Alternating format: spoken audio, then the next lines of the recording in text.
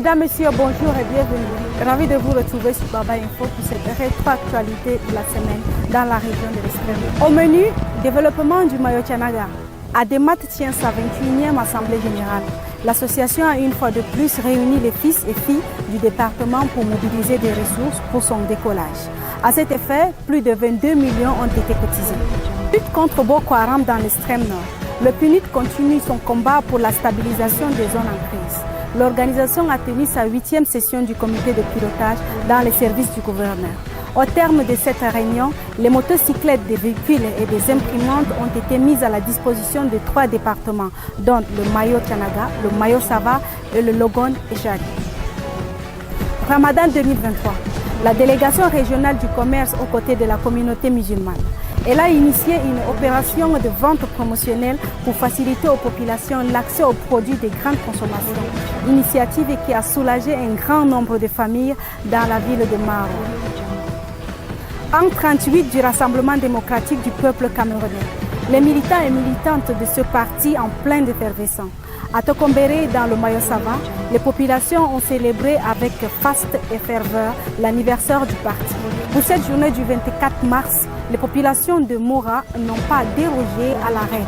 Elles ont réaffirmé leur attachement aux idéaux du parti de la Flamme.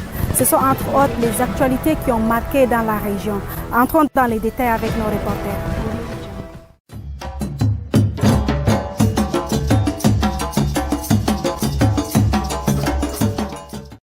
22 millions de francs CFA, c'est le montant mobilisé par les forces vives du département du Mayo Tchanaga à la faveur de la 21e Assemblée Générale Ordinaire de l'Association pour le développement du Mayo Tchanaga. Cette session était l'occasion pour les responsables de l'association de présenter le bilan de leur organisation, mais aussi de se projeter sur l'avenir en évoquant les différents défis à relever. Nous sommes sur le plan de l'éducation et ce qui nous a amené à mobiliser des énergies pour la construction des salles de classe, l'équipement en table, banc et autres. Et nous allons aussi penser cette année, je crois que nous devons un peu évoluer en termes de cap pour regarder le problème hydraulique. Par les seules cotisations, on ne peut pas résoudre tous ces problèmes. Il va falloir donc chercher ailleurs. Et cette recherche ailleurs, malheureusement, nous limite compte tenu de ce que le statut des associations ne permet pas de recevoir des dons et legs d'une certaine envergure. Il va falloir donc faire reconnaître cette association comme étant d'utilité publique, ce qui permettra de s'adresser à des ONG, à des partenaires nationaux et internationaux. Je crois que par ce moyen, on pourra résoudre beaucoup de problèmes. Cette importante manifestation a vu aussi la participation du ministre Manaouda Malachi, grande élite du département, qui invite tous les acteurs locaux à unir leurs forces. Nous devons avoir un objectif. L'objectif premier de tout ce que nous devons faire, c'est le bien-être de nos frères et sœurs du Mayo Tchanaga. Donc apportons ce que nous avons. Si nous sommes aptes à aller donner temps pour la politique, à aller donner temps pour faire telle ou telle autre chose, nous devons donner le double, sinon le triple, pour le développement. La tenue de cette Assemblée générale a aussi permis de prendre un certain nombre de résolutions qui rentrent en droite ligne avec le développement du département du Mayo Tchanaga.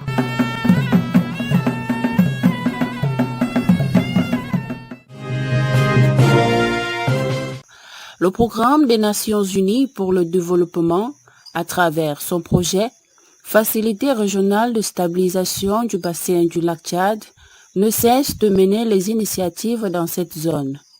Au cours de sa 8e session du comité de pilotage, tenue le 23 mars 2023 au service du gouverneur, le PNUD a tenu à évaluer ses actions.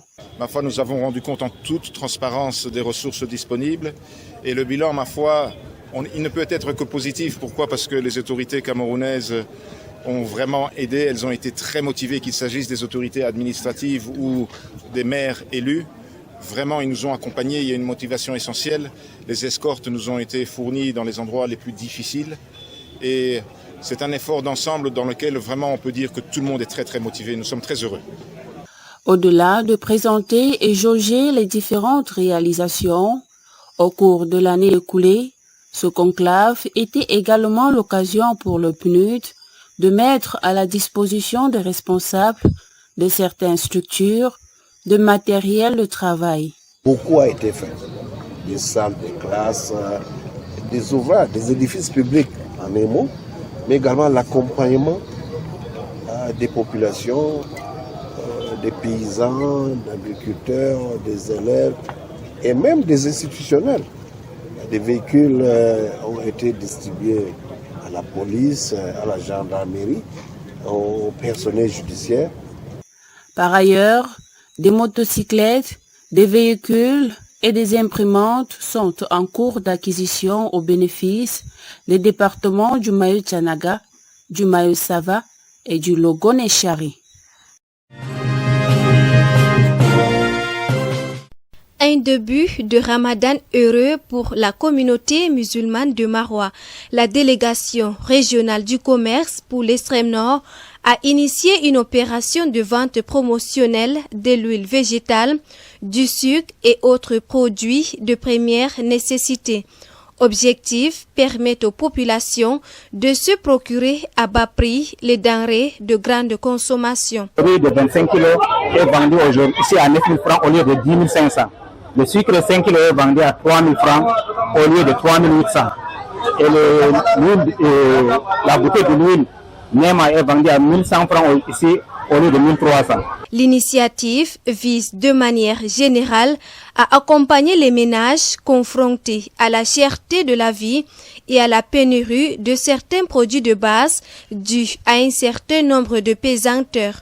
Nous avons entrepris des démarches avec certains partenaires, notamment la société Liman, pour nous accompagner en cette période du début de jeûne de Ramadan. D'autres initiatives similaires seront lancées au cours de ces mois par la délégation régionale du commerce pour le bien des consommateurs de la ville de Maroua et ses environs. À l'occasion de l'an 38 du Rassemblement démocratique du peuple camerounais, ce 24 mars, à Tokombéré, c'est dans une ambiance triste que les camarades de la section Mayo-Sava Sud ont célébré cet anniversaire. À la veille, le parti a perdu un militant. Malgré la douleur, les membres sont restés focus sur l'essentiel. Un ami sincère, honnête et désintéressé. Ceux qui ont vécu l'événement d'hier, qui ont vu son parcours, le parcours de sa dépouille mortelle, de Yaoundé à Mada en passant par l'aéroport de Maroua-Salade, en ont été édifiés. Mon cher fils, frère, ami,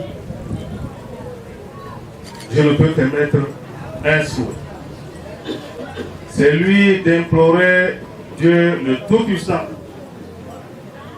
pour qu'il t'ouvre toutes les portes du paradis. Le succès dans les prochaines échéances passera encore par un travail acharné de tous les militants afin d'être toujours fidèles au président national du dit parti. Nous serons appelés à voter pour le président national de notre parti à l'issue de l'élection de 2025, mais également à accompagner notre père, le très honorable Kavaï Djibril, et tous les députés de la nation pour donner une majorité forte au chef de l'État afin de mener sa politique de grandes opportunités. Au-delà de l'aspect festif, la section est allée communier avec le président de l'Assemblée nationale, un geste salué par ce dernier et reste reconnaissant envers ses camarades de parti. Les militants de la section du Mayo-Sava Sud ont manifesté leur attachement aux idéologies de la République.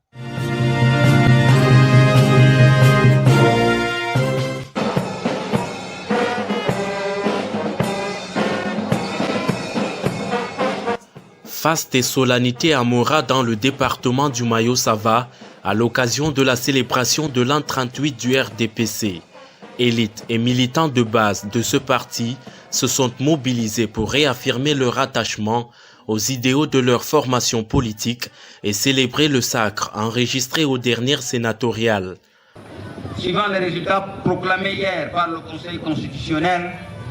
Notre parti a remporté les 70 sièges mis en compétition face à une dizaine de partis politiques en lice. Revenant singulièrement à la circonscription du Mayo Sava, le RDPC a obtenu 95,35%, s'arrogeant par la même occasion la première place dans la région de l'extrême nord. Nous devons nous en féliciter, nous en réjouir et donner un caractère jouissif à cette manifestation.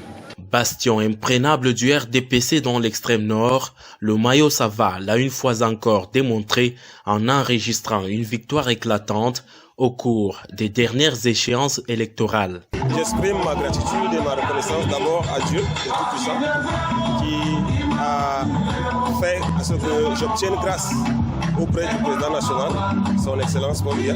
Ma reconnaissance va également à l'endroit de son Excellence, le ministre Ibrahim Talbamala, lui qui a été le départemental de l'élection et qui a conduit de bout en bout ces élections. Et enfin, ma reconnaissance va également à l'endroit des électeurs.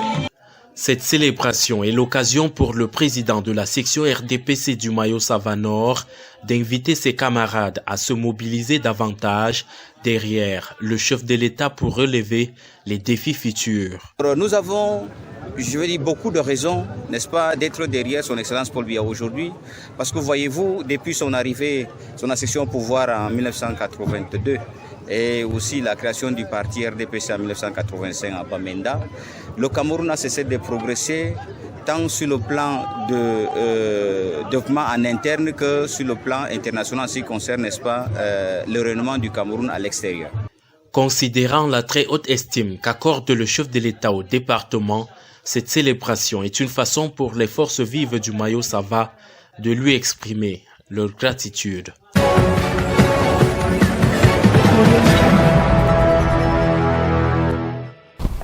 Mesdames, Messieurs, c'est ici que prend fin cette rétro de l'actualité sur votre page Baba Info. Surtout, n'hésitez pas de liker, de commenter et de vous abonner à la page. À bientôt pour une nouvelle rétro.